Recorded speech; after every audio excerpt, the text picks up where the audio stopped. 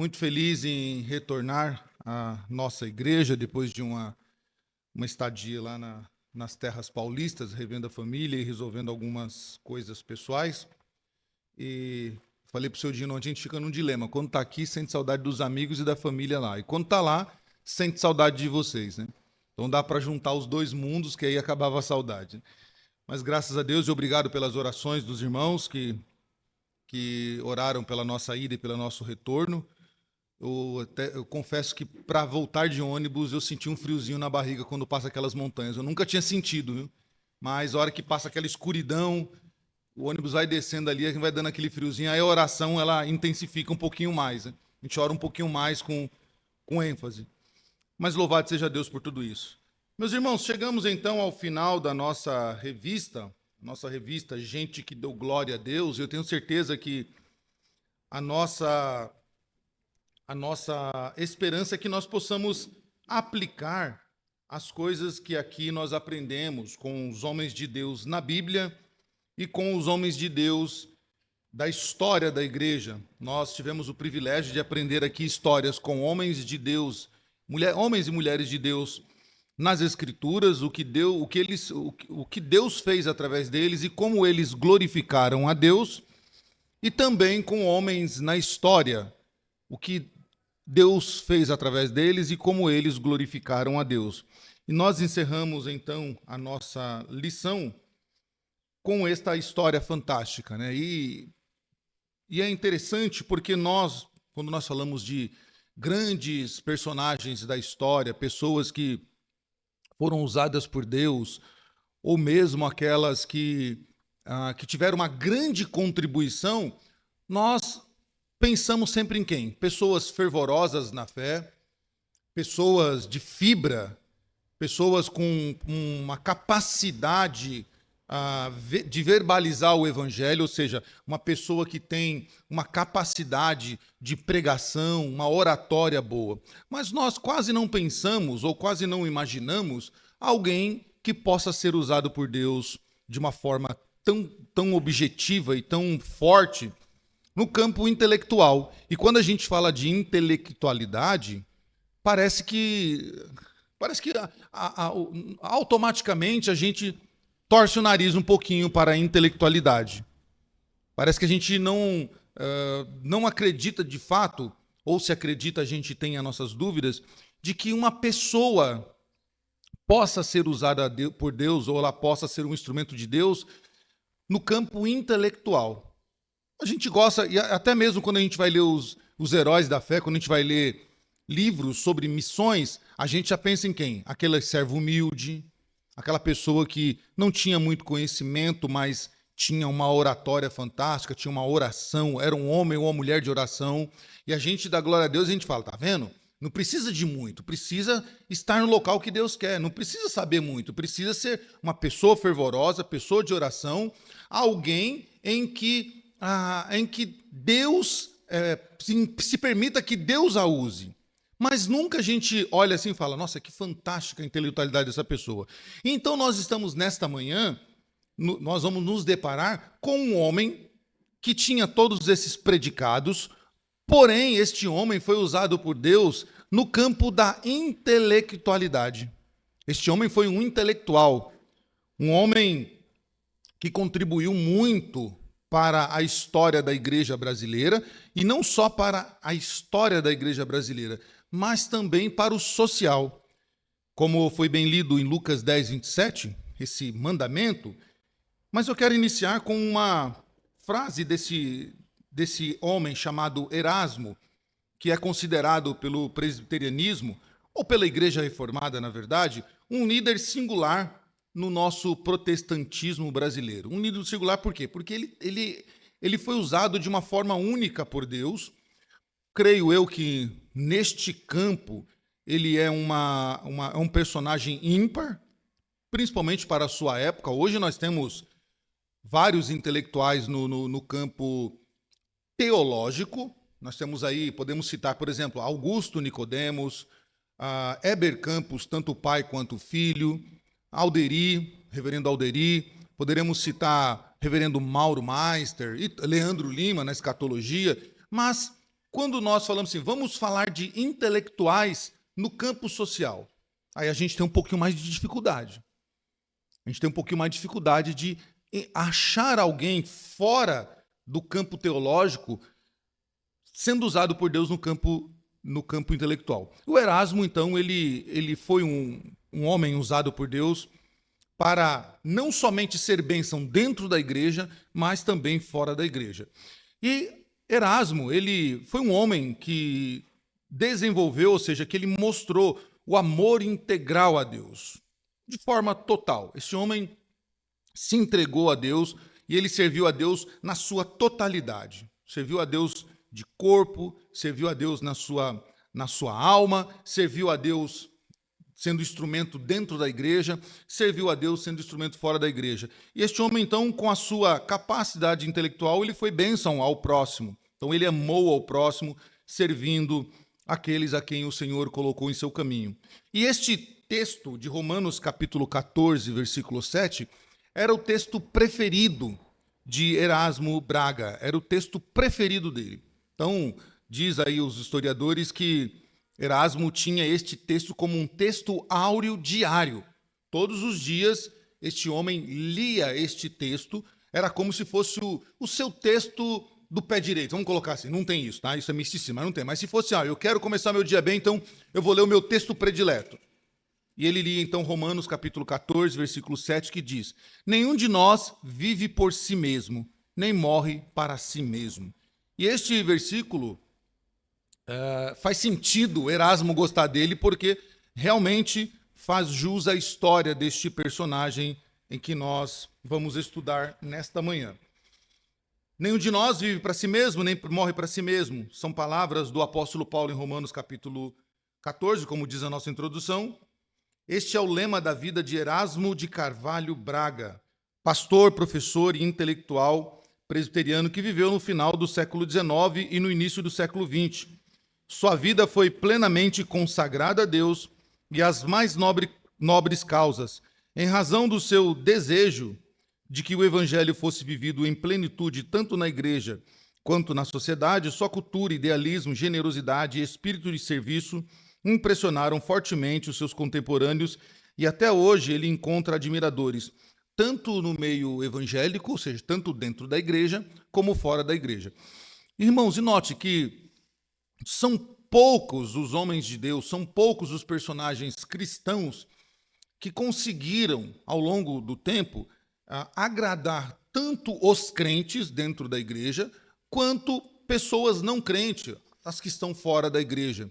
Erasmo é um desses casos. Pela sua contribuição, certamente, os que estudam aqui, certamente se depararam com algum livro cujo esse livro é autoria, ou seja, todo o seu conteúdo literário foi de Erasmo Braga. Possivelmente Kainan, possivelmente Sara, aí deve ter passado por isso, os demais também, porque a literatura de Erasmo foi para a escola, para as escolas públicas. E isso é um feito enorme, porque poucas pessoas, de novo, não é ser repetitivo, mas precisamos, às vezes, repetir algumas coisas. Poucas pessoas, poucos instrumentos de Deus na igreja também conseguiram ser fora da igreja. Geralmente, quando a gente fala de grandes nomes, como nós estudamos aqui, um exemplo, reverendo José Manuel da Conceição. Embora tenha sua contribuição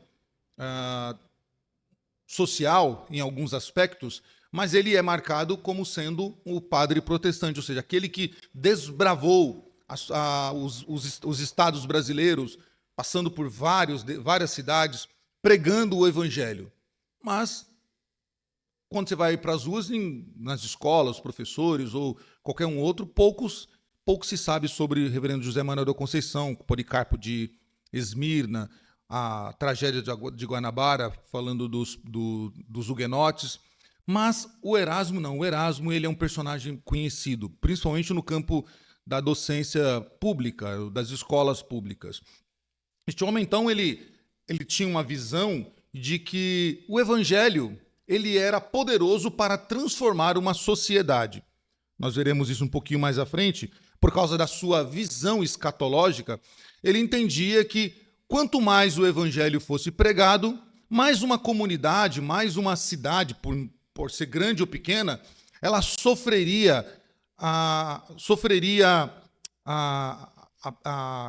não é qualidade, fugiu a palavra, ela sofreria os benefícios do evangelho. Então, uma vez pregado o evangelho, uma vez ensinado o evangelho, aquela comunidade seria transformada. E esse homem, então, ele tem um olhar não só eclesiástico de ensinar a doutrina bíblica, ensinar a história das Escrituras, ensinar a doutrina, mas esse homem tem também o seu olhar fora das quatro paredes. Ele quer também levar Cristo para as pessoas comuns, ou seja, as pessoas não cristãs. E ele faz isso através dos seus escritos, através das suas obras, através da sua contribuição com o ensino público. Um pouquinho da biografia desse homem, então, para a gente se situar na história. Erasmo de Carvalho Braga nasceu dia 23 de abril de 1877, finalzinho do século XIX, na cidade de Rio Claro, São Paulo, filho de um ministro presbiteriano, reverendo João Ribeiro de Carvalho Braga, de origem portuguesa, o pai, convertido após ler uma Bíblia que havia sido vendida como papel de embrulho em 1871. Interessante, não foi? Foi? Tá. Interessante como Deus trabalha na vida de muitos homens de Deus. Nós já vimos em algumas lições passadas, e vejam só como essa conversão do pai do reverendo Erasmo acontece. Através de uma Bíblia que havia sido vendida como embrulho. Então, ali Deus começa a obra que ele quer fazer na vida de Erasmo, convertendo o seu pai através de uma situação diferente, uma situação não comum. E este homem, então, lê a Bíblia, começa a estudar as Escrituras, se converte, e é filho também de dona Alexandrina Teixeira, uma mulher culta e piedosa, sempre atenta aos grandes problemas contemporâneos da sociedade. E é muito interessante a família de Erasmo, por isso que eu fiz questão de colocar a origem dos seus pais, porque Erasmo vai adquirir o seu conhecimento teológico, a sua envergadura teológica, vai ser herança do seu pai, que tornará-se um grande estudioso das Escrituras. Ele vai aprender a temer a Deus, de fato, com o seu pai, que vai ensinar a ele toda a doutrina bíblica, mas o lado social, o lado mais piedoso e o lado culto, o lado acadêmico, ele vai herdar da sua mãe, que diz os historiadores aí que ela era uma pessoa de muita qualidade intelectual.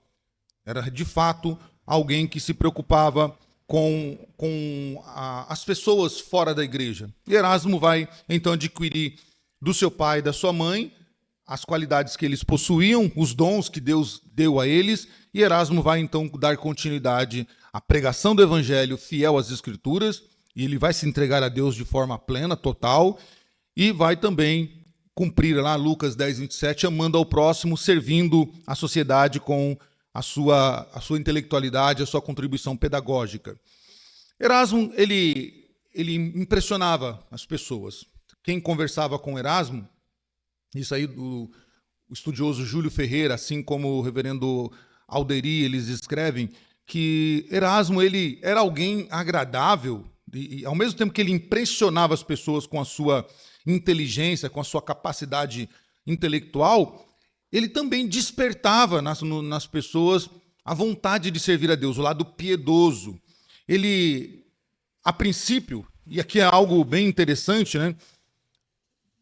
Eu não fiz essa pesquisa ainda, mas eu vou fazer ainda, eu vou procurar. Quase todos os teólogos, quase todos os homens que se debruçaram sobre as escrituras se tornaram grandes exegetas, grandes teólogos, desde Lutero para cá, todos eles desejaram fazer direito. É uma coisa bem interessante, né? Eles começaram, e aqui o Erasmo também, a princípio ele deseja ser um estudante de direito, mas Deus o leva para outro caminho, né?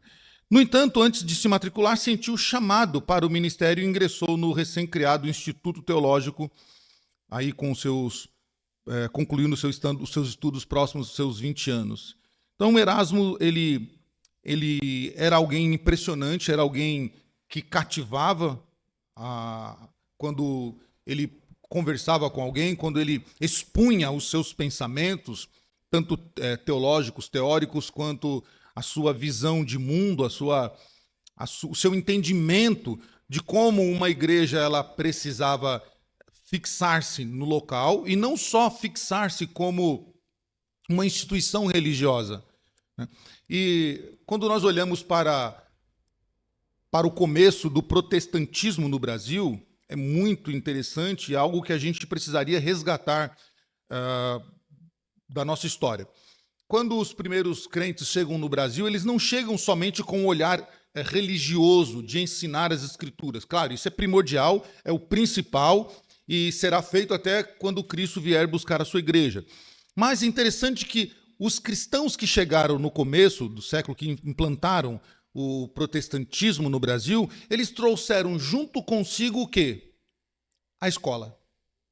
E isso, olhando um pouquinho mais, retrocedendo um pouquinho mais na história, o catolicismo também fez isso. Então o protestantismo não ficou atrás. O protestantismo falou, nós precisamos trazer a fé reformada para os brasileiros ou para outros povos latinos, porém nós precisamos, não podemos abrir mão do ensino, porque o catolicismo cresce aonde chega por causa da catequese e por causa do seu envolvimento com o ensino público. Haja vista que escolas aí tradicionais no nosso Brasil, elas são católicas, como o Colégio São Bento e outros colégios afora. Então o protestantismo faz isso também. Por exemplo, em São Paulo, o Colégio Mackenzie, que hoje é a universidade, foi um ato visionário dos americanos, dos presbiterianos americanos, que quando vêm, implantam a fé reformada, mas já colocam também a escola americana, que depois virou o Colégio Mackenzie e agora a Universidade Mackenzie. Erasmo, ele tinha esse olhar. Ele entendia que a igreja ela precisava se fixar no local, mas não somente como no aspecto religioso, não somente como uma instituição religiosa, embora a principal finalidade da igreja é proclamar a Cristo, pregar o evangelho, ensinar os valores bíblicos, ensinar o modo de vida em que uma pessoa deve viver, segundo o padrão das Escrituras, mas Erasmo ele ia um pouquinho mais além. Ele também entendia que a igreja fixada no local ela precisava avançar socialmente. Ela precisava contribuir para aquela cidade, aquele bairro, aquele local que ela estava estabelecida. E isso é algo que vai ficar marcado na história deste homem. Após a sua ordenação, tornou-se pastor da Congregação Presbiteriana de Niterói, que foi organizada em fevereiro de 1899. No mesmo ano, Erasmo se tornou um dos fundadores do jornal que foi uma bênção e que contribuiu muito para a fé reformada, o jornal O Puritano. Pastor? Bom dia, prazer ter o senhor.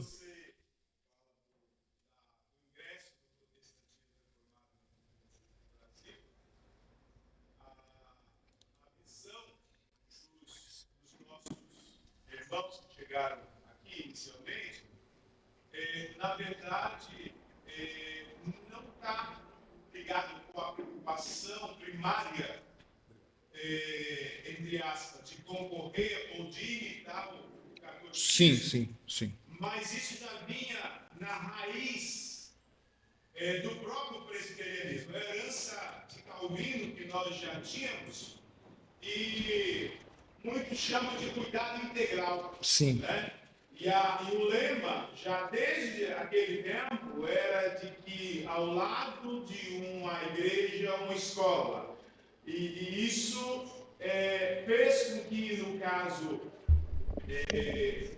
da igreja presbiteriana, em si, particularmente agora falando, ela se destacasse muito no seu tempo. Daí o resultado dessa preocupação que você coloca agora, de bons colégios, de boa faculdade, é porque a igreja teve esse cuidado de não lidar apenas com o espiritual, mas cumprindo os 3 mandatos lá, né? Sim. Dentre eles o social e a preocupação da igreja em preparar os seus membros também. Sim. Então, ele é uma herança vinda do calvinismo lá de trás que tinha esse próprio problema, ao lado de uma igreja com a escola. Sim, e é interessante que quando nós regressamos na história, começando na Reforma, nós já vemos Lutero reformando a igreja, mas ao mesmo tempo social, com Catarina Van Bora contribuindo com essa questão de ensinar às crianças não só a teologia, mas também matemática, português e outras matérias. Quando nós olhamos para o patrono da educação, que não é o Paulo Freire, pelo amor de Cristo, mas, por exemplo, Comênios, João Comênios, quem era João Comênios, que está aí na boca do povo social? Um crente reformado. Um crente reformado. Alguém que hoje é conhecido nas escolas como um educador, mas eles não têm essa informação de que Comênios ele é um protestante, um reformado e um homem crente, de fato. Resgatar.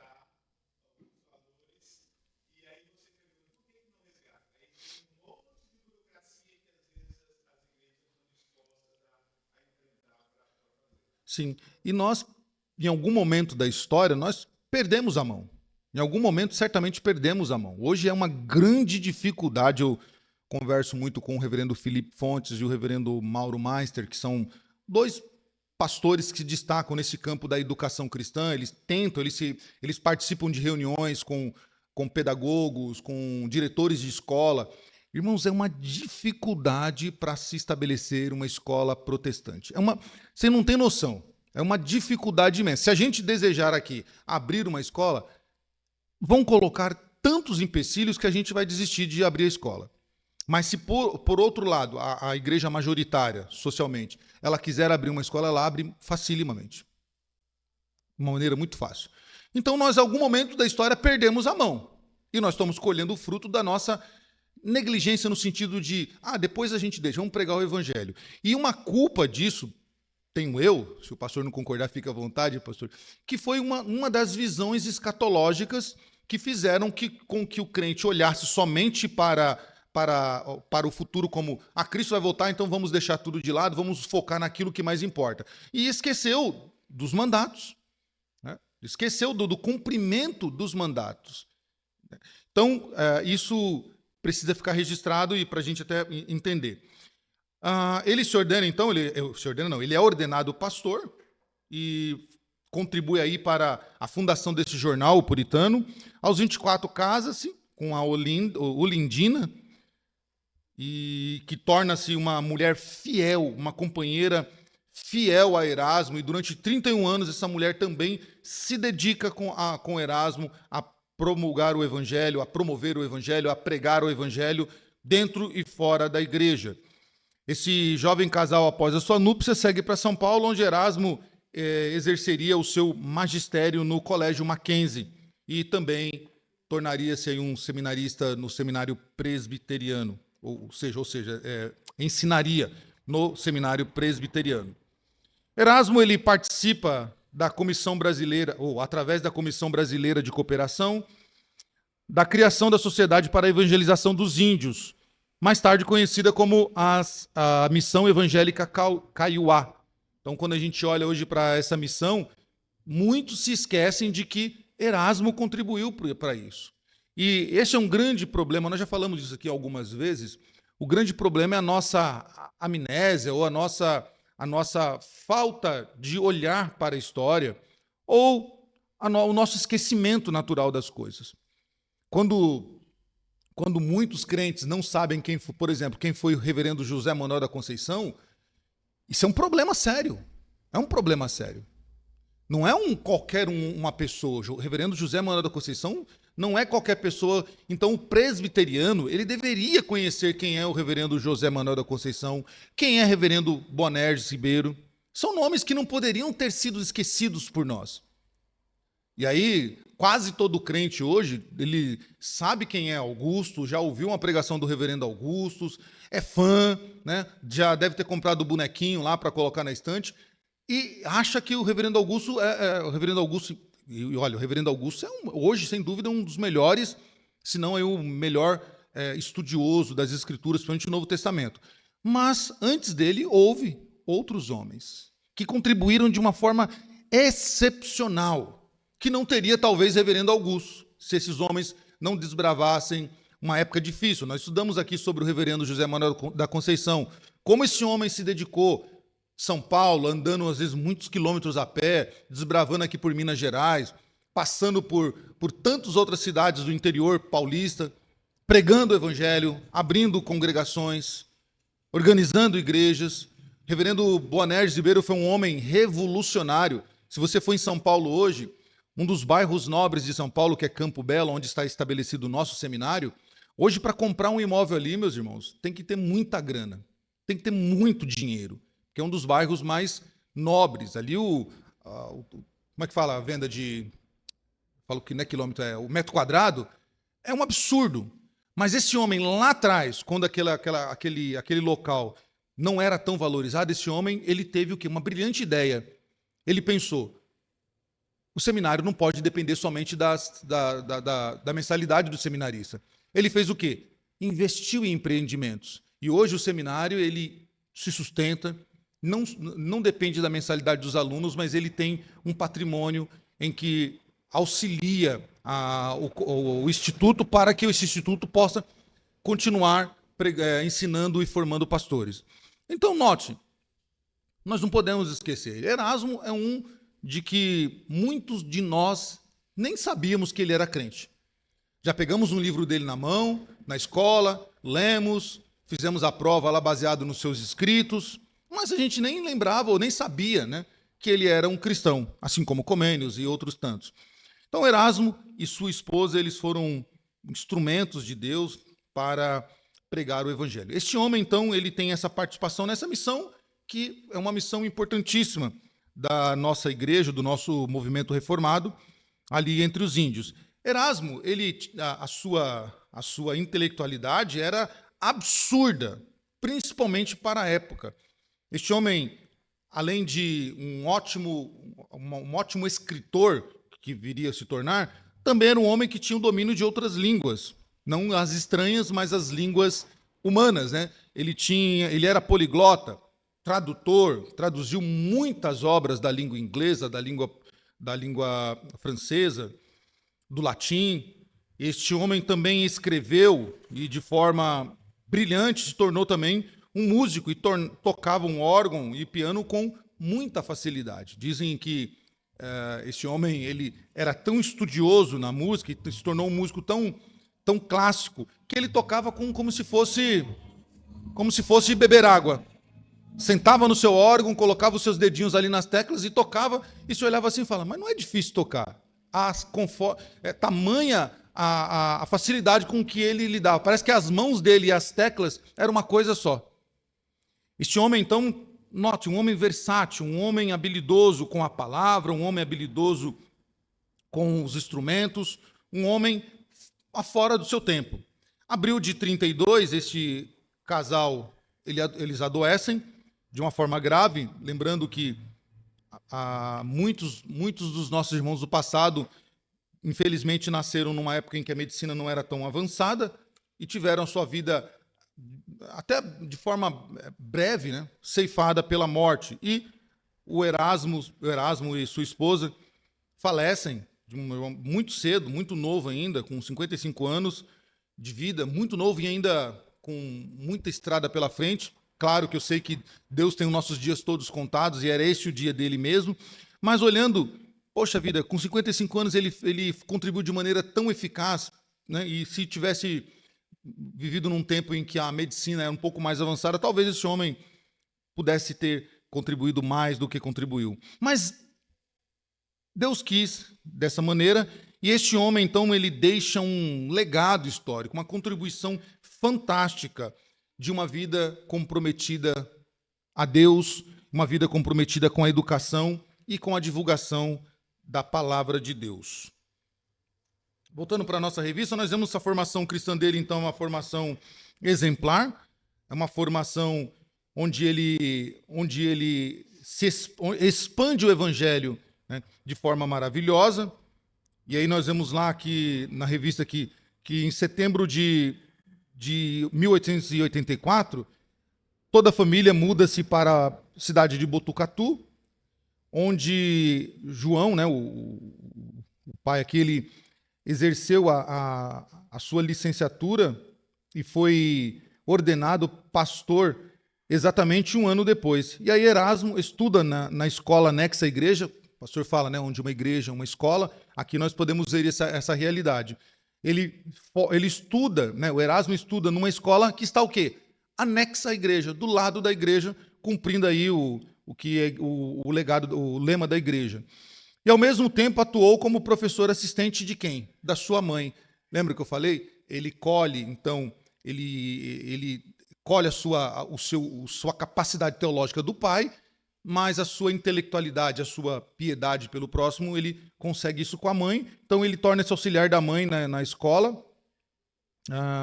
E este menino, né, um menino ainda, já se mostra alguém fora da caixinha ali, ou seja, alguém que se sobressai ao momento.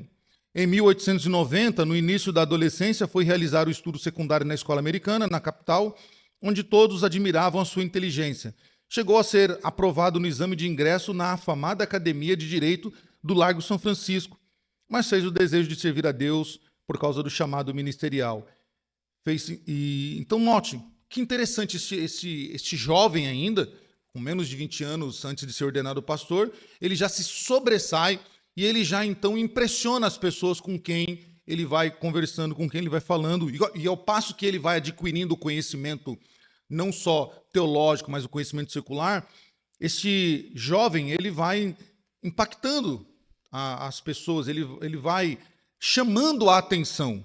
Então, também nada é por acaso. A história diz, de novo, cito Júlio Ferreira, historiador, reverendo Alderi também, eles dizem que o Erasmo era alguém que se debruçava e se desgastava em cima dos livros. Não caiu do céu a revelação para ele e ele passou a ser um grande professor, um grande pregador, não. Era um homem que se dedicava dia e noite. Ele procurava compreender os textos que ele não conseguia, procurava conhecer também mais das disciplinas que seriam úteis e seriam saudáveis e boas para as crianças. Então era alguém que se desgastava, alguém que realmente se entregou de forma integral ao Senhor, de forma total ao Senhor. Este homem, ele, em 1899, quando a Academia Paulista de Letras é fundada, com apenas 5 membros, o nome dele está lá. Junto com Benedito Otávio, com Alberto Faria, com Raul Soares de Moura e Basílio Magalhães, Erasmo ele faz parte da fundação dessa Academia Paulista de Letras. Então, até hoje, o nome dele tem que estar lá, é citado lá pela sua contribuição na fundação. Por volta de 1909, Erasmo Braga começou a produzir a obra que lhe trouxe maior popularidade, ou que trouxe mais popularidade do que qualquer outra. Um conjunto de livros de leitura para a 4ª série da escola primária, que ficou conhecido como a Série Braga. Então, possivelmente, todos aqueles que estudaram o ensino fundamental passaram pelos escritos do Erasmo Braga, né? E essa série é uma série bem conhecida, principalmente por quem trabalha com a docência aí nas escolas, sabe a importância e o conteúdo fantástico dessa série de Braga, né? Do Erasmo Braga. A série de Erasmo Braga foi publicada por 40 anos e alcançou mais de 100 edições, sendo adotada em muitos estados no Brasil. São Paulo, ainda muitas escolas públicas ainda usam os escritos de Erasmo Braga. Este homem, além da sua contribuição intelectual, tá? E a gente pode ver isso aqui no tópico 3, na abençoada expansão, mas eu quero falar aqui um pouquinho da visão missiológica deste homem, tá? A visão missiológica deste homem. Os esforços dele, nos seus esforços e iniciativas, este homem, ele associa a sua formação calvinista, tá? E quando a gente fala de calvinista, visão calvinista, de novo a gente precisa abrir um parênteses aqui. Quando a gente fala de Calvino, o que vem na nossa mente? Teologia. Vem institutas, vem predestinação, vem soberania de Deus, vem os 4 pontos os 5 pontos do calvinismo, né? 4 pontos de heresia, até os 5 pontos do calvinismo. Mas, gente, Calvino é um homem que contribuiu de forma brilhante para outras áreas da nossa vida. Por exemplo, André Bieler, que é um escritor que ele trabalha com a questão social, ele escreve, por exemplo, a contribuição de Calvino em uma época em que Genebra quebrou, a grande Genebra, na Suíça, ela quebra financeiramente, e Calvino, o sistema calvinista implantado na cidade de Genebra, contribui para o fortalecimento daquela cidade que estava falida, que tinha injustiças sociais, que tinha problemas, inclusive, no trato com a fé, e a contribuição de Calvino, né, aplicando ali o seu sistema econômico, e o livro dele é a contribuição de Calvino para o sistema econômico, ele trabalha com essa questão de que o calvinismo, essa visão social do calvinismo, foi a grande responsável, ou foi o grande sistema responsável por reerguer Genebra, e até hoje a cidade de Genebra respira por causa da visão calvinista implantada. E se você for ver, por exemplo, tanto na Suíça quanto na França, Estrasburgo, que é onde Calvino passa uma boa parte da sua vida, não foi só teologia, foi uma visão de vida, uma visão de mundo, que implantada nesses locais onde Calvino passou, deu resultado, deu certo. E uma das questões que o calvinismo trabalha é justamente a questão da educação. Educação secular, educação de matérias, né? Matemática, português, geografia, história, ciências. Então, o Erasmo, ele associa essa formação calvinista a alguns elementos positivos de movimentos como o evangelho social. E ele vai participar depois, aqui a gente vai falar de uma conferência ou de uma sociedade em que tem essa questão do social, do foco no social. E tendo em vista formular este projeto grandioso e ousado para as igrejas evangélicas. Então, o Erasmo é alguém que está pensando longe, está pensando grande, está pensando fora das 4 paredes. Ele associa algo esplêndido, algo bom, algo que serviu para a igreja reformada na Europa, especificamente França e Suíça, basicamente, se bem que a reforma luterana também foi algo que impactou a Alemanha, a República Tchecoslováquia, a antiga Tchecoslováquia e alguns outros locais, com a questão do ensinamento, do ensino público. Mas esse homem, o Erasmo, ele está pensando longe. Então ele associa isso com alguns elementos, veja, e nós já falamos isso, né? Toda verdade é verdade de Deus. Isso era uma frase dita pelos reformados e nós devemos tê-la como verdade, porque toda verdade é verdade de Deus. Ah, mas foi o fulano que falou. É uma verdade, não saiu dele, é verdade de Deus. Então, alguns movimentos religiosos da época, alguns movimentos, na verdade, o Erasmo olhou e falou assim, isso aqui é positivo, isso é bom, ainda que venha de uma outra área que não da área reformada, deixa eu pegar isso, associar com o modelo calvinista. E ele, então, de forma muito bíblica, pode-se dizer assim, e também com responsabilidade, ele associa isso e aplica para o crescimento das igrejas, para o avanço das igrejas. Então, ele tinha em vista, qual era a visão dele? Formular, estabelecer um projeto que, para a época, era grande, era ousado, né, para que servisse de benefício para a igreja evangélica. Analisando cuidadosamente a história das nações latinas, ele concluiu que elas haviam recebido uma formação inadequada nos aspectos religioso, social e cultural. Por quê? Se você for olhar para a história da América Latina,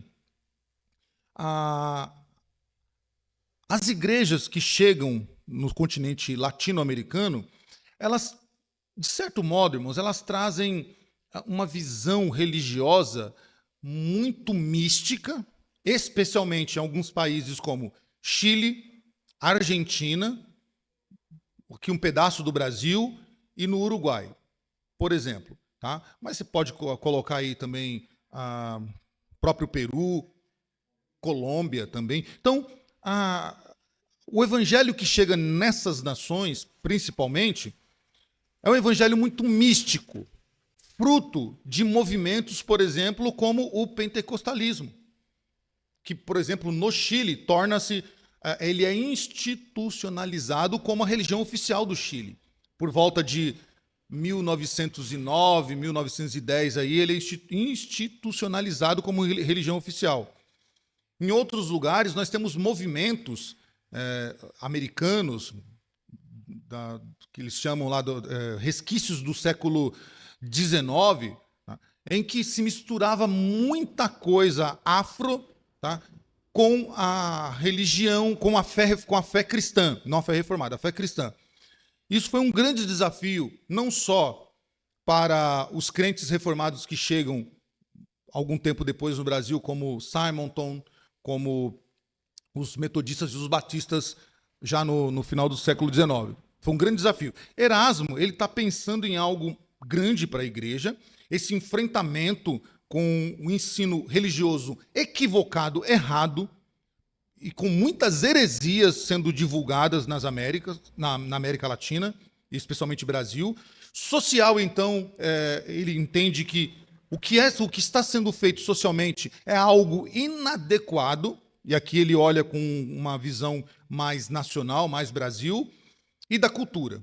Tá? Então, ele consegue visualizar aqui 3 pontos de ensinamento, de não contribuição para a América, para os países americanos, latino-americanos, mas especialmente o Brasil, da qual é o objeto de trabalho dele. O religioso, uma religião mística. O social, um social muito selvagem, onde o pobre ele é extremamente pobre e o rico é extremamente rico. Uma cultura muito misturada, onde a cultura vai sendo trocada, e até hoje é assim. Por exemplo, em muitos lugares, aqui em Minas eu não sei, mas muitos lugares de São Paulo você não tem janela nas casas. Você tem vitrô. E vitrô é uma palavra francesa. Né? Em muitos lugares do país, o abajur, né, que muito tempo atrás na roça lá era o lampião, né, trocou-se por o abajur francês. É mais bonitinho, né, do que falar lampião ou sei lá como é que é o nome do cultural aí. Então, a cultura estava sendo trocada por uma cultura europeia americana. Tá? Então, ele percebe que o ensino que é dado, o que é trazido aqui, é ruim. Então, ele tem um projeto grande, meus irmãos, e ousado para as igrejas.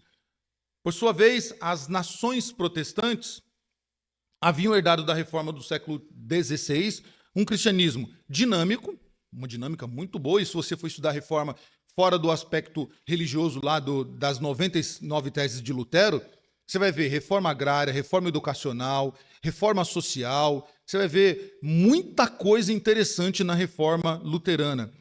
E então esse cristianismo dinâmico, com valores éticos, lembrando que o século XVI respira ainda os valores não éticos da Idade Média, que é uma idade que na escola, em muitos lugares, é chamada a Idade das Trevas, onde valores éticos são desprezados. Tá? Então, a reforma aqui, ela contribui, e o Erasmo está olhando para isso, para esse cristianismo dinâmico, esse cristianismo de valores éticos, de instituições democráticas, com ênfase na educação, no progresso econômico e social. Erasmo conclui que somente a mensagem e os valores transmitidos por quem? Pelas igrejas evangélicas poderiam tirar as algemas e os grilhões e assim libertar os povos latinos-americanos dos profundos problemas que afligiam aquele povo, que atingiam aquele povo. E alguns problemas eram o atraso, né? O atraso na vida das pessoas. As pessoas elas não conseguiam se desenvolver. Tá? O analfabetismo, que era assustador nessa época. Tá? A ignorância aqui não é você é ignorante, é bruto. Não, a ignorância é falta de conhecimento. A superstição, lembra? Aquela questão do pé de coelho, a ferradura, o trevo de 4 folhas, não pisar com o pé esquerdo, acordar da cama e botar o pezinho direito, a pessoa quase quebra a perna. Tem muito crente que ainda vive nisso, tá?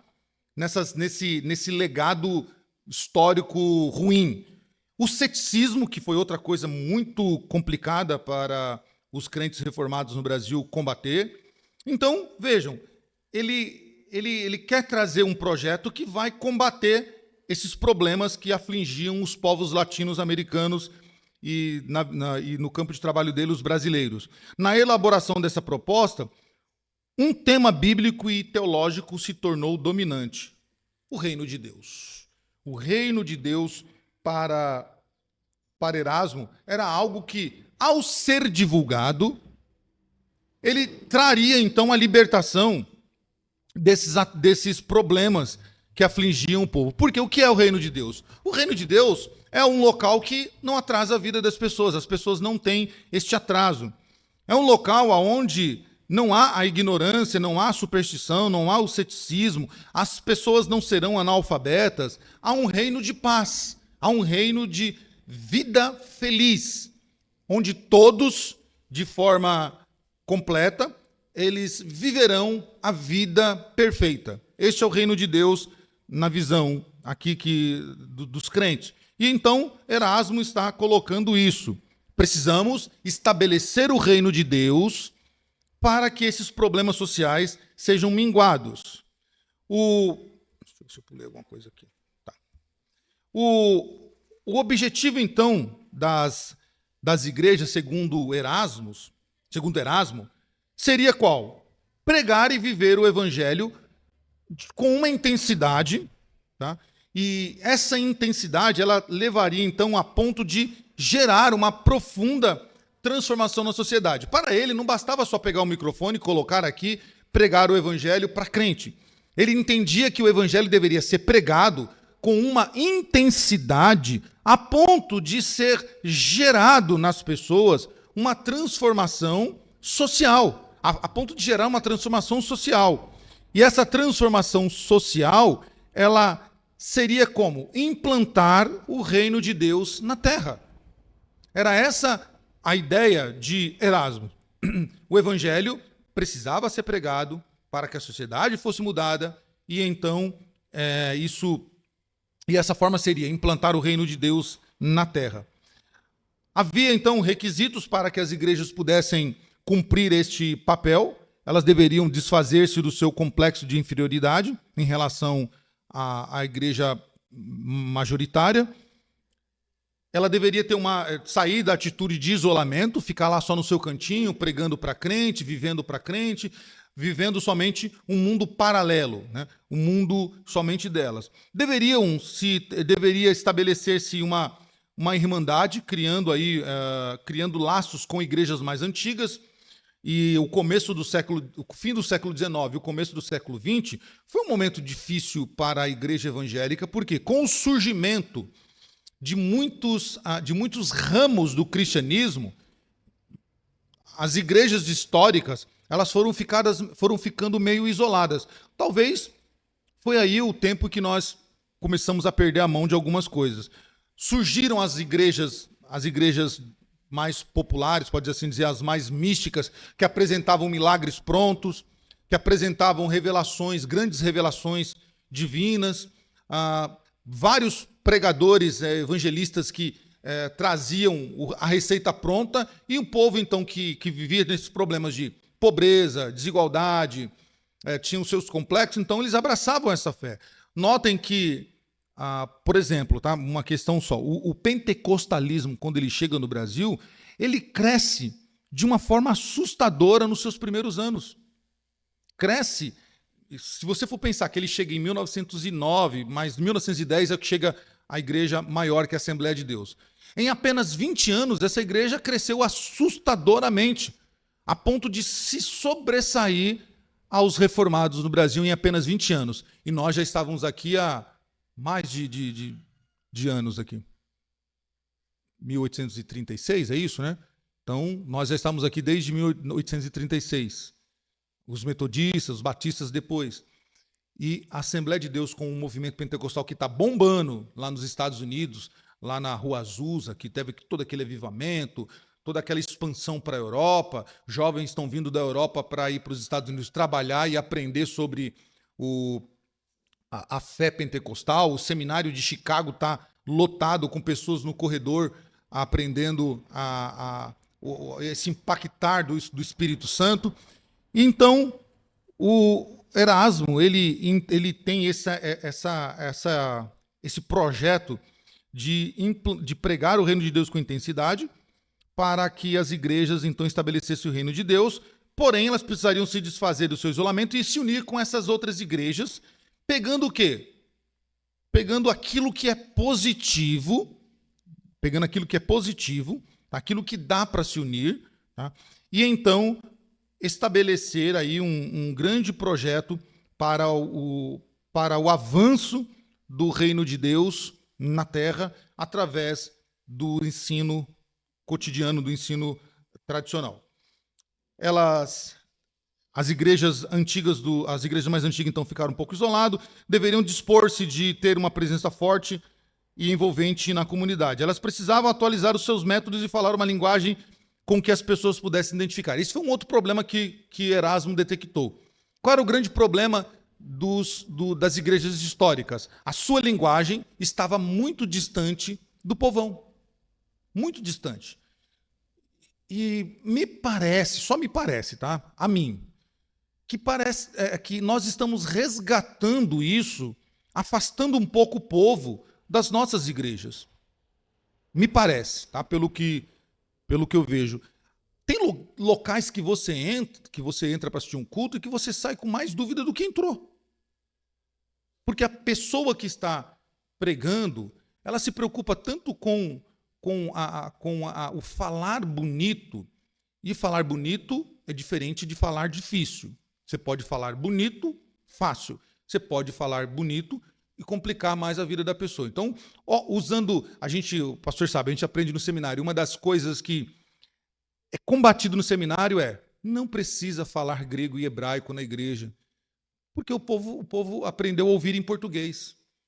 Então, se você vem aqui e começa a falar, irmãos, porque o grego está assim, tal, o hebraico, tal, numa aula, ok, a gente ensina, fala, escreve aqui e tal, para você entender que a palavra ela tem um significado forte na sua origem, mas no dia a dia da igreja, às vezes a gente se preocupa muito com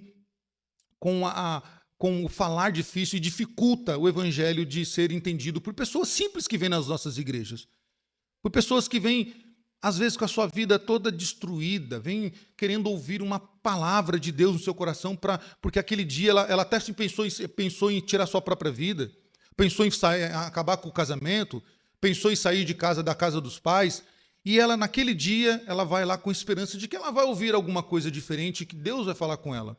Então, Erasmo, ele tinha essa preocupação. Ele entendia que a igreja precisava falar uma linguagem que as pessoas pudessem identificar. E notem, Erasmo é um crente reformado, um calvinista, alguém zeloso pelas escrituras, que durante toda a sua vida, diz ali, principalmente o historiador Júlio Ferreira, que ele não abriu mão das doutrinas elementares do evangelho. Este homem era crente. Ele não abriu mão. Em momento algum, este homem deixou de pregar a verdade. Em momento algum, ele abriu mão dos valores da fé reformada. De maneira alguma, ele deixou de pregar as escrituras para agradar alguém.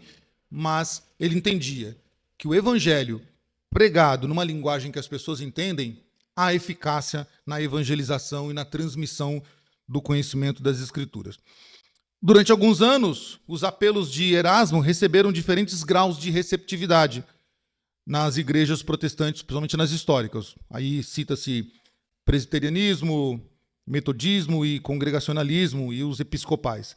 Porém, com o passar do tempo, a mentalidade paroquial e as diferenças doutrinárias, o temor no envolvimento da sociedade e os outros fatores levaram a um certo esfriamento do trabalho cooperativo. Ou seja, o grande projeto do Erasmo foi sendo minado por causa dessas diferenças doutrinárias e este medo que essas igrejas tinham de se envolver com a sociedade. Mas se eu me envolver com a sociedade, eu vou ser visto como apenas como uma instituição para ajudar as pessoas e não vai ter evangelho. Uma preocupação que ainda perdura nos dias de hoje. A igreja é para pregar o evangelho, se a pessoa quer uma ajuda financeira não, se a pessoa quer um auxílio social, ela vai procurar o CRAS, vai procurar uma ONG, vai procurar a prefeitura ou qualquer outro local.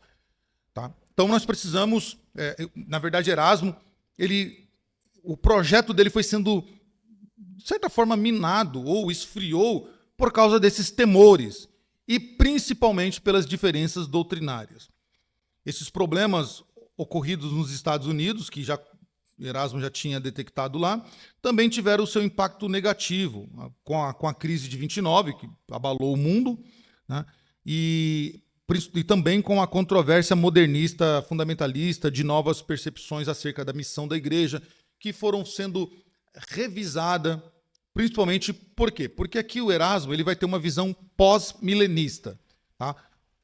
Neste final de século XIX, início do século XX, a visão escatológica, que praticamente é majoritária no meio cristão, é a visão pós-milenista. A visão pós-milenista é, ao passo que o evangelho vai sendo pregado, o mundo vai sendo transformado. Por quê? Quanto mais você prega o evangelho, então a pessoa vai aderindo ao evangelho, vai deixando de ter mais violência, mais criminalidade, menos pobreza, menos desigualdade, e etc, etc. Qual o grande problema do pós-milenismo?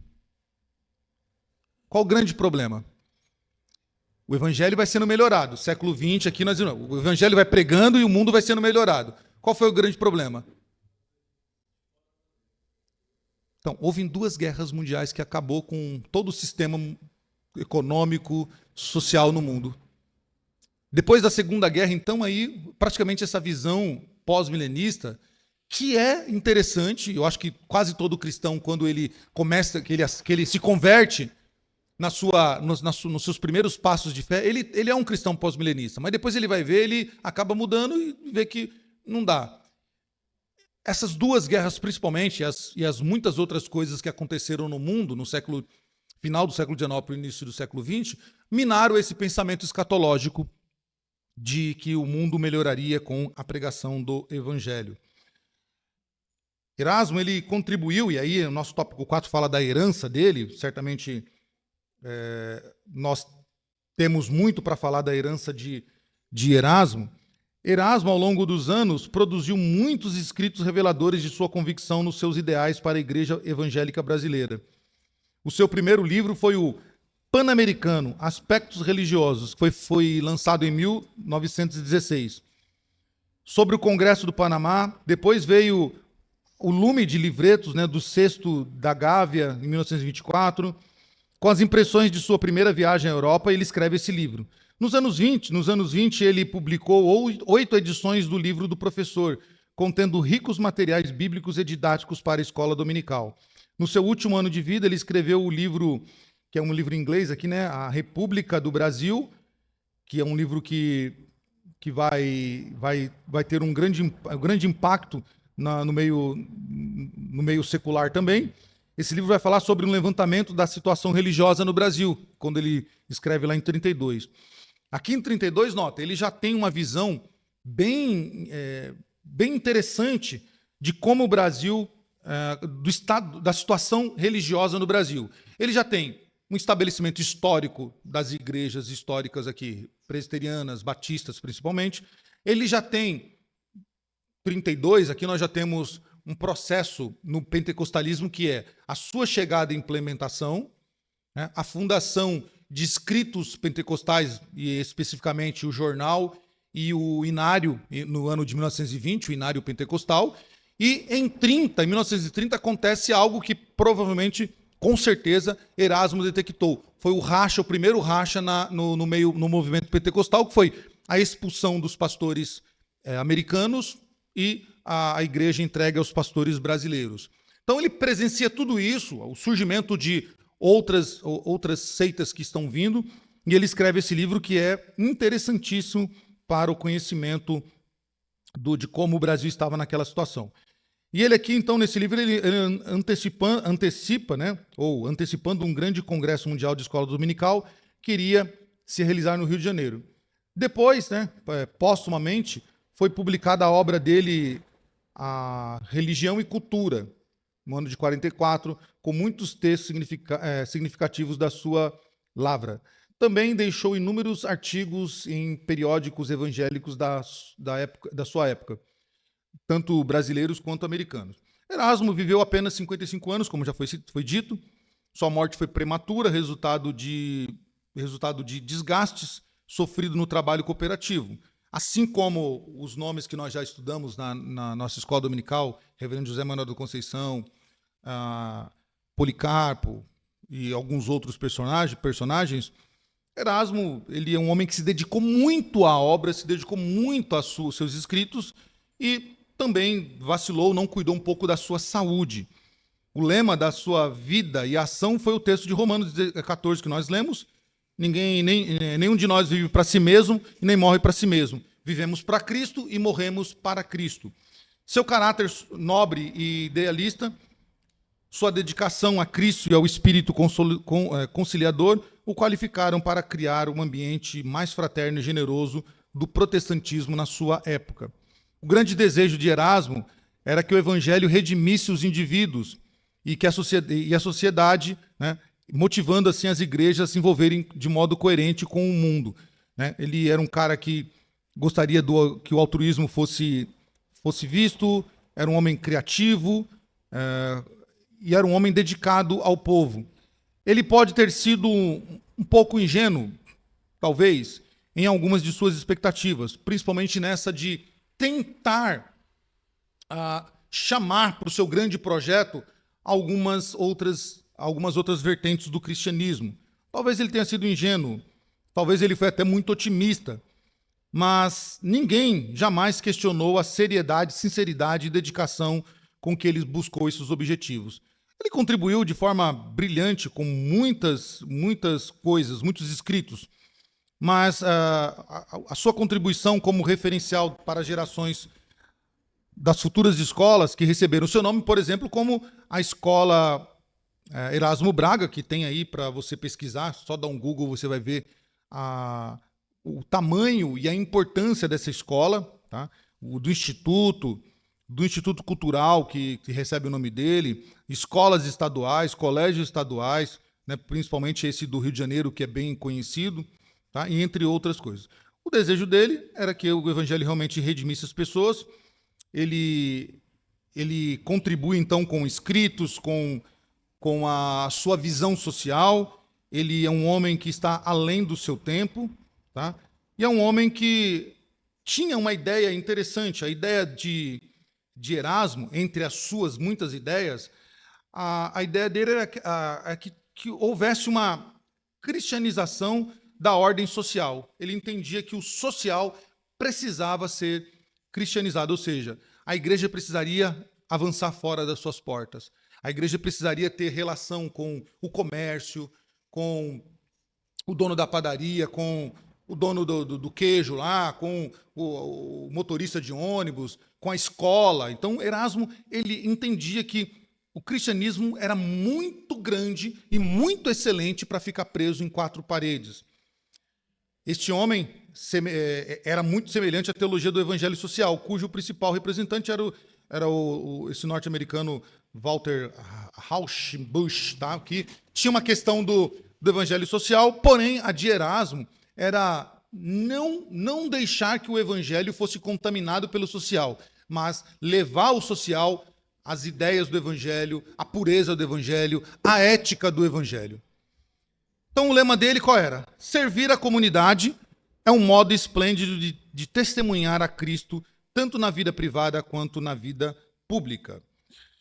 Aplicando para nossas vidas, meus irmãos, de tudo que a gente viu até aqui, quando nós olhamos para os exemplos da fé, a entrega no serviço ao Senhor, como Policarpo, a história fantástica de Policarpo, né? Um homem que mesmo diante da morte, ele não abre mão da sua fé, ele não volta nas suas convicções.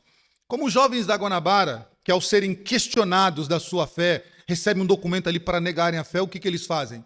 Uma confissão de fé, que até hoje nós a estudamos. Como George Butler e Neville Lela, que mesmo diante das afrontas, mesmo diante do perigo, esse homem, dá a sua vida para que o outro sirva a Deus como um excelente médico e salve, e muitas vidas sejam salvas através do testemunho, através da instrumentalidade desse homem. Ou como José Manuel da Conceição, que ao se converter passa por todos os locais onde outrora ele pregou um falso evangelho e agora ele prega o verdadeiro evangelho, doando-se, dando a sua vida para a causa nobre do evangelho. Ou como vários heróis da fé, da quais nós estudamos, de Ana a Daniel, a Moisés, a Abraão, a tantos outros que as Escrituras nos apresentam. Com isso, nós precisamos nos dispor ao trabalho evangelístico e missionário. E isso deve ser feito como? Com fé e disposição no coração. Nós precisamos avançar o campo evangelístico e o campo missionário. Só que isso deve ser feito com fé e disposição no coração. Sabendo o quê? Sabendo que nós temos uma responsabilidade, e essa responsabilidade, ela vem com desafios, e com os desafios de que a obra evangelística e missionária requer de nós. Nós precisamos ter esse consentimento. Com isso, então, nós precisamos fazer duas reflexões que são básicas que nós aprendemos nesta lição. Primeiro, como podemos glorificar a Deus empregando os dons e talentos que Ele nos deu? Como nós podemos pegar aquilo que Deus nos deu, esse dom que Deus te deu, esse talento que Deus te deu, como eu posso usar isso para glorificar a Deus? Segunda reflexão que nós devemos fazer com o que nós aprendemos. Como desenvolver o amor por Deus e ao próximo para a glória do Deus vivo? Como nós podemos, então, desenvolver esse amor por Deus e ao próximo de forma que isso glorifique a Deus, ao nosso Senhor, que vive para todo sempre? São reflexões que devemos fazer, irmãos, para que nós possamos olhar para a história e ver homens como o Erasmo, aplicando na nossa vida, nos dias de hoje, onde Deus nos colocou, para que também sejamos bênção e também, como diz o tema da nossa revista, gente que glorifica a Deus. O próximo nome, que não tem aqui na revista, pode ser o seu. Pode ser o seu. Na história de Deus, no livro de Deus, pode ser o seu. O homem ou a mulher que glorificou a Deus na cidade de Dionísio, promovendo o evangelho, pregando a palavra, levando pessoas a conhecimento das Escrituras, saindo das quatro paredes. Finalizando, meus irmãos, muitas obras aqui de Erasmo nós temos, né? As principais são essa do protestantismo e sociedade brasileira, a República do Brasil, mas ele escreveu muitas outras obras que vai estar disponível para você depois dar uma pesquisadinha e conhecer um pouco deste homem. Que Deus nos abençoe, que o Senhor continue nos abençoando, continue nos dirigindo e que o que aprendemos da primeira lição até aqui não vá lá para a estante e fique jogado lá, mas que nós venhamos aplicar porque nós temos desafios e um desafio muito grande pela frente e é aqui que o Senhor nos colocou para que nós sejamos também bênção.